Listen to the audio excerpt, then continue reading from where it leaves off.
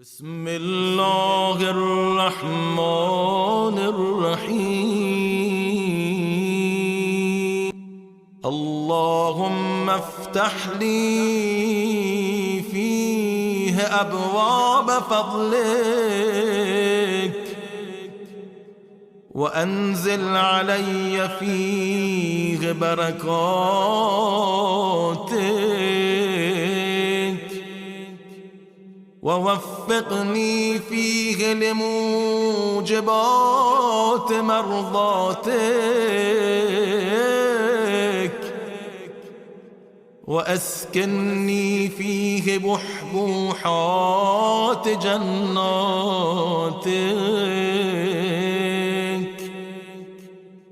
يا مجيب دعوة المضطرين